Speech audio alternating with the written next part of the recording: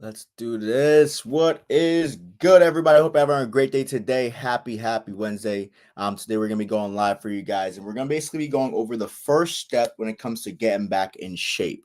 And today, one of the biggest things I want to do for you guys is give you a clear outline of what you could do when it comes to getting back in shape and what exactly you need to focus on, right? And when I mean clear outline, I'm literally gonna be going over exactly what you need to do from day one all the way to, let's say, to day 30. So therefore you can progressively get your way to getting back in shape, lose the weight, get shredded, whatever goal you want to accomplish. Let's identify how you can get there, most importantly, how you can stay there, right? So let's get into it. So this is going to be me sharing my screen. Let me do this. Bang, bang, share. There he is. Beautiful. Now, the first steps when it comes to getting back in shape, fam, one of the biggest things that I want you to realize and I want you to identify is, what do you need to change the most? What in your day, I didn't mean to do that. What within your day, what within your lifestyle, what within your routine that you need to change the most, that is leaving you overweight, that is leaving you unhappy, that is bringing you to low confidence, that is literally making you feel like you're not in a position that you want to be in currently. So one of the biggest things I want you to do is to identify that one thing that you need to change, or that one thing that you know you should change, so therefore you can start seeing some changes and start seeing some results. Meaning, is it your late night eating? And you need to be also honest with yourself. When it comes to late night eating, if you know you see yourself doing it over and over again, don't just keep doing it, because you have to understand, it doesn't just affect your physical. It affects three areas. When you, let's say, binge eat, when you overeat, it affects way more. And a lot of people just are not honest with themselves. It affects your nutrition, what you're eating, how you feel, your energy levels. It affects your physical, what you look like, the weight is on the scale. It affects your budget. If you just constantly keep buying food and overeating and not knowing why you're doing this, it's affecting more than just one area of your life. And you got to be honest with yourself, so therefore you can actually look to changing it. Is it that you eat all processed foods? You're always eating out. You don't know how to cook. What is it within your lifestyle that needs change the most? And a lot of people miss this. A lot of people think, I just need a workout plan, man. I just need a nutrition plan. No, it's about, what are you doing right now that's not working in the way that you want it to work specifically. And that could be the binging, that could be the overeating, that could be the processed foods. If you just keep going, oh, I just need to work out, I just need nutrition, you'll never go and dig deep. And that's what most people need to do, and they don't. You got to dig deep into your own life. You got to dig deep into really who you are and the patterns that you do on a daily basis. And what are these patterns leading to? And what do you want to change these patterns so therefore they can lead something else? So, is it processed foods? Is it the fact that you got a past injury, you can't get over the mental hurdle? I dealt with this in college, played ball, tore my ACL twice, and literally tried to come back. And it took me a while to get my confidence back to where I could squat again. And here's the thing, it still happens to this day, to where some days it doesn't feel the same. And that's okay. But there's the one thing I don't do. I don't just steer away from it. I program for it. If I know that, let's say, my hamstrings have been really tight lately and it should not be this tight on my right side versus my left side, I will program for that. So therefore, instead of, let's say, back pain, a lot of people have back pain, a lot of people have knee pain, and they keep thinking, oh, it's just because, if I work out, it's going to make it worse. No, if you work out, it's going to make it better. What's making it worse is you not doing anything about it. That's what's making it worse.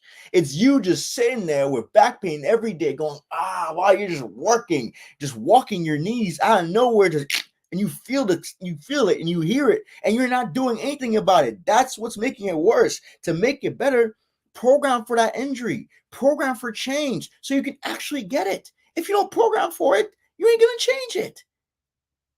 Next is, do you know how much you're eating? Do you know how much you're eating when it comes to food? Do you know the impact that food has on you, your body, your health, everything that you're doing? Because one of the biggest things is, fam, if you don't know how much you're eating, you're leaving a lot of gains on the table.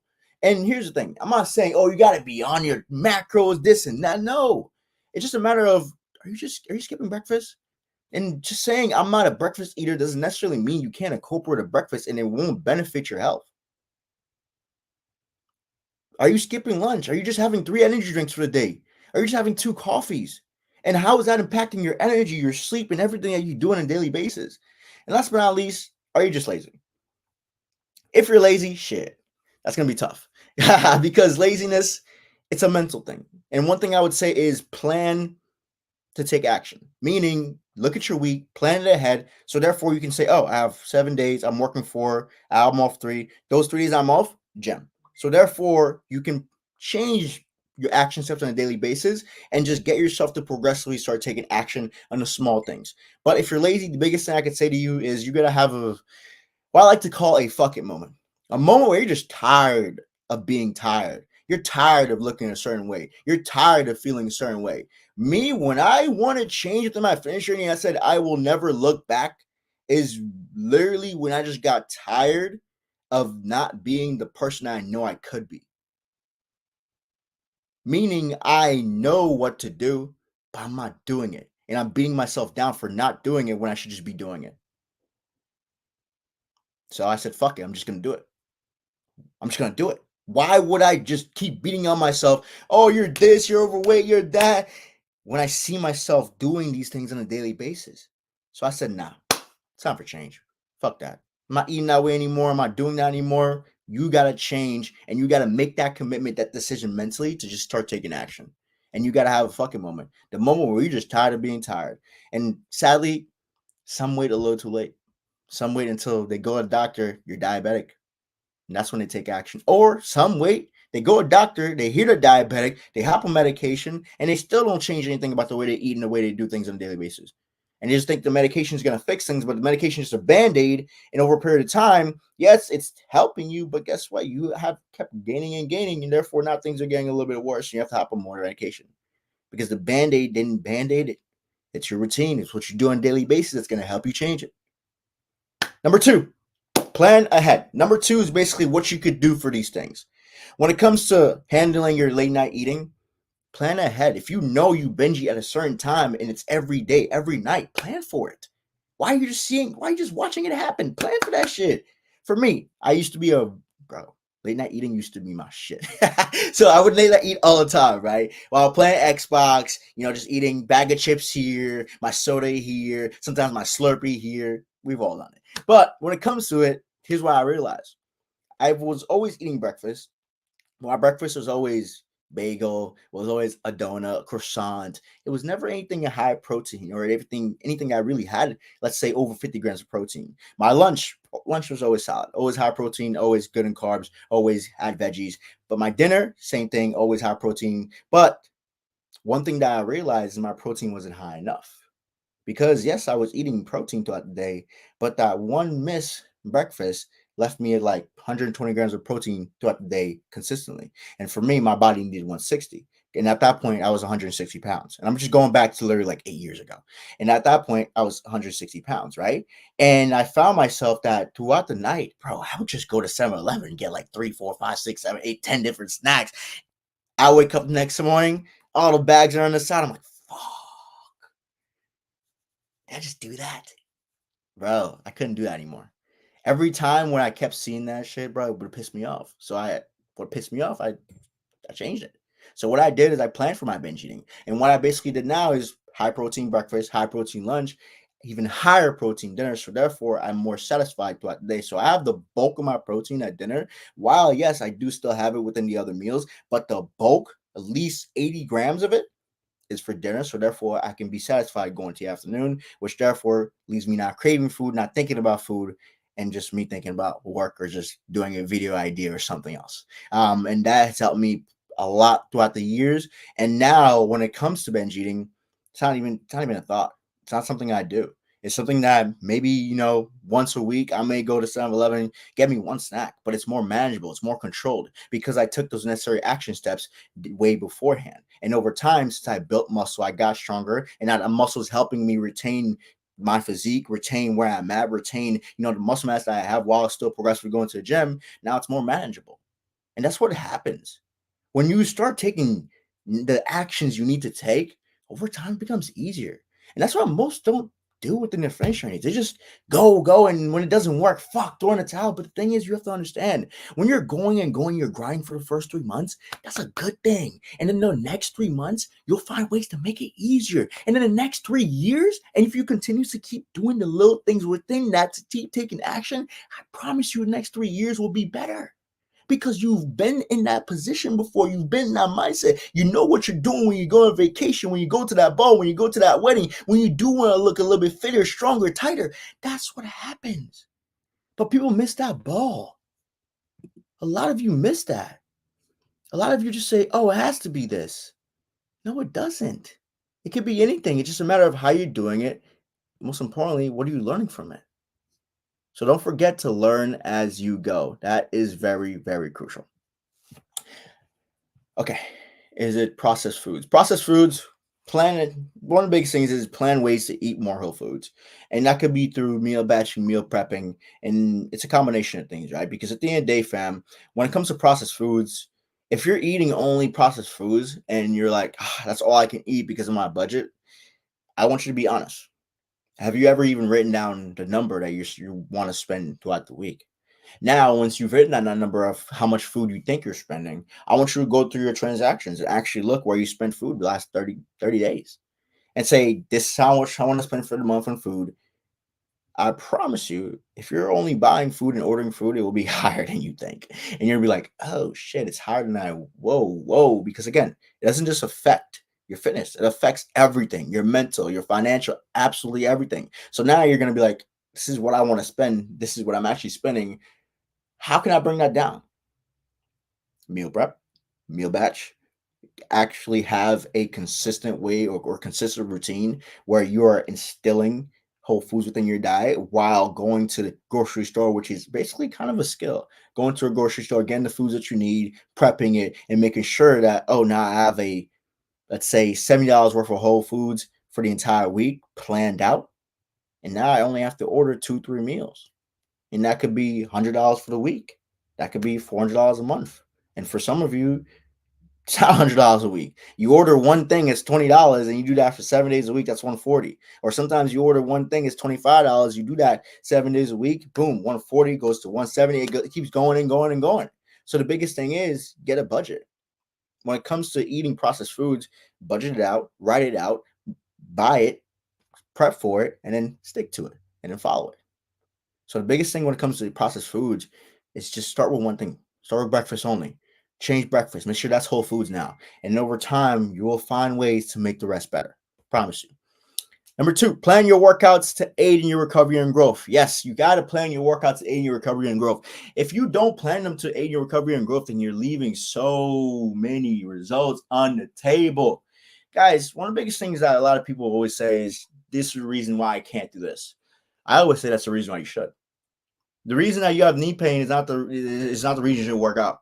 No, the reason you have knee pain is probably because you may have had an injury in the past and you steered away from doing any physical activity because you thought that injury was going to hold you back. And I get it. At a certain point in time, it does hold you back. But at a certain point in time comes time to get back at it, tackle it, look at it, and say, hey, this is what I need to work on to get this better.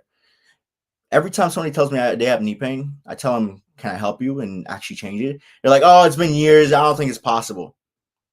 You're telling somebody who's had 2 ACL surgeries, somebody who's gone through surgery, then playing basketball, and then literally went back to playing basketball and then tore it again, which happens. And then when it came to, let's say, weightlifting, it was the only thing that got me back in shape. It's the only thing that helped me build my mobility back, built my flexibility back. Most importantly, just built the strength that I need to have to squat, to walk, to lift things. And a little bit more deeper into that, basketball, you're always pivoting, moving side to side. So your knee is moving in multiple planes at one time. And weightlifting, it's moving in one plane at a time. So therefore, it's less risky and less demand on the knees. So that's why I stick to weightlifting and I don't do that ball that much often. All right. But plan for it. Plan for your recovery. While you're going through physical therapy, ask your physical therapist, hey, is there a workout plan that I could follow so I can, let's say, if you have ACL injury, I can build my hamstrings to help me get back a little faster, to help me get back to the gym a little faster, get me back to walking normally a little faster. Because when you do have injuries, you overcompensate on one side versus the other. So plan for it. There's ways to program your routine, your workouts in a way where it can aid you in your recovery and actually get you back on track. For example, my client Paul, when he first joined me, had a lot of back problems. And he told me, and even Dylan too, my client Dylan, both joined me at the same time, said, yo, I got a lot of back problems. I need this change. I need something to help me, get back on track. Most importantly, lose a couple pounds. They both lost 35 pounds plus, both of them. And then from there on, once we lost the weight, while they were programming, while they were working out, every time I would program their phases, I would make sure within that first phase, all about building that foundation, helping you build some muscle, helping you build some structure, really helping you strengthen that core. So therefore, we can alleviate the pain, helping you stretch your hip flexors. So therefore, you can have movements within your hips. And then from phase one to phase two, then that's when we started loading up a little bit more into workouts, a little bit more into man and what we're doing and how we're doing it, how specific we are when it comes to, let's say, your squat, your deadlift. And then phase three was, hey, let's go crazy now. Pain we got rid of. The routine, now we're getting better. We're getting stronger. Now let's double down everything. And that's how you're able to get yourself in a position where you do change this. But if you don't work out for it, you don't program for it, nothing will ever change. Number two, plan your meals and plan your week to take action towards your health, which basically goes for when you don't know how much to eat and you're lazy. To be honest with you, if you're lazy, I'm telling you, if you're lazy and that's the biggest thing that's holding you back, one, don't tell yourself you're lazy. Because if you think you're lazy and you know you're lazy and you say you're lazy, then you're only going to take lazy action steps. So don't ever say that you're lazy. Just maybe say, hey, I've maybe tired and I need to change this. But when it comes to laziness, it's just a matter of putting action in front of you, and planning ahead is the biggest thing you could do. Meaning, just look at your week. How much are you working? And more importantly, like, identify the times where you feel that way. Because I bet you throughout your day, when you do go to work, you're doing something here and there. And by the time you get home, that's probably when you don't do anything. I just don't think it's the fact that you're lazy. I just don't think it's the fact that you don't have a schedule to follow. You don't have a routine to follow. And a lot of people, they're not lazy. They just don't have anything to follow or put in front of them that says, hey, go do this at this time. And most of you, that's what you need. This is the honest truth. Most of you are not lazy. You just need something to follow. Like, literally ask yourself, if I had something to follow, to say, hey, go to workout this time, this day, this, eat this, and here's a list of this, follow this, you would do a little bit of it. You wouldn't just sit there and just watch that motherfucker. You would say, all right, let me go do a little bit of something. I have 2 or 3 hours. Instead of scrolling TikTok and being lazy and just consuming, let me go for a walk. It says 30-minute walk, 4 o'clock. Let's do it. So plan something ahead. Put something in front of you that can actually get you to take action. That's the biggest way that you can overcome laziness. Most importantly, get yourself in a position to where you're taking action on a daily basis. Number three, take action on the plan and learn as you go. Meaning, just take action. Just keep going every single day. From week 1 to week 2 to week 3 to week 4, you will progressively get better when it comes to your workout. You will get, things will become more manageable when it comes to your nutrition. You will have to go in a way to where you're actually looking at these things, being mindful about these things on a weekly and daily basis. And yes, every week and every month and every day is going to look different. But as long as you have the mindset of, I'm going to continuously keep taking action towards my health, keep doing the things I need to do to get there, so therefore I can feel healthier and stronger, you will overcome this. You will strive through it. You will build more. You will get stronger, get leaner, and get everything that you want when it comes to this journey. Promise you. So take action, plan as you go, and learn as you go. 4, follow the 3 Ps. Should be 3, not 4. Whoa, whoa, whoa, whoa. Should be 3. So revise, rejoice, and repeat. As you go throughout the routine, don't be afraid to revise it. Don't be afraid to change things as you go. Don't be afraid to implement different little tactics here and there to maybe help you when it comes to your form. Don't be afraid to ask questions to other people that you know are doing the same thing as you, and they might be seeing a little bit more results than you, and be like, hey, can you mind if I ask you, man? When it comes to nutrition, what have you been doing that's been helping you with your routine? Don't ask him what their diet is. Ask him what's been helping them with the routine, because a diet can only help you go so much, but him giving you actionable steps and how he changes routine can actually help you change your routine. That's another thing. When we're revising, ask yourself the right questions. Don't ask, what am I missing? What am I not doing? No, ask yourself, what could be better? And where can I get better? When it comes to my nutrition, it's not the fact that I need a diet. It's the fact that I just don't know how much I'm currently eating. So let me actually see what my macros are, get a handle on that, learn how to track, and that can help me know how much I'm eating, which will help me get faster results. Revise. Don't be afraid to revise and learn something new as well too, which leads to rejoice. Don't be afraid to celebrate yourself. When you're 6 weeks consistently, you're hitting the gym, you're crushing it, you're all out, bro. Take, let's say, a day, go out with some friends, go to your favorite restaurants and enjoy yourself. That one day won't ruin anything. That one day won't have any impact on whatever you've done for the past 6 weeks at all. So don't ever be afraid to rejoice and celebrate what you're doing. And last but not least, repeat. When it comes to this journey, it's not about it's 3 months of this and that's it. It's hey, let's repeat this pattern over and over again, so therefore we can continuously keep ourselves healthier. So we can keep ourselves in a position to where we feel stronger, we feel better about who we are, and most importantly, how we're moving forward in life. So revise, rejoice, and repeat. You have to. And if you follow these 3 R's, I promise you everything will just get better progressively as you go. Promise you that. 100%. Because that's the key, fam. A lot of people, they just keep doing it and following it, but they never revise as they go. The revision part of the journey is absolutely everything. It's really how you learn more about you. You have to understand this is called personal training for a reason. We are personally training you in what you could do better to get healthier. That's why it's called personal training. We're personally asking you questions about your personal life to identify the personal patterns within your personal routine that are clearly holding you back as a person. So therefore you can personally change it, align better with it, and get new results. Think. Like really. Revise, rejoice, and repeat. And last but not least, what the hell happened? There we go. Last but not least, remember to remember. Remember to remember. You'll be like, what the hell does that even mean? Remember to remember. Huh? Well, keep thinking about your goals. If I'm being honest, this is what usually happens to a lot of people. They're in their journey, and as they're doing it, it's become a little bit more routine, 3 weeks in, 4 weeks in. Now they're like, oh, I'm good. And they're forgetting to just take action on little things. Meaning now they've lost 20 pounds and now they're going, into the next phases of life. They're like, oh, I lost 20 pounds. I feel good. Clothes feeling better. And they forget to keep hitting the gym. They forget to keep meal prepping and doing the things that made them lose the 20 pounds in the first place.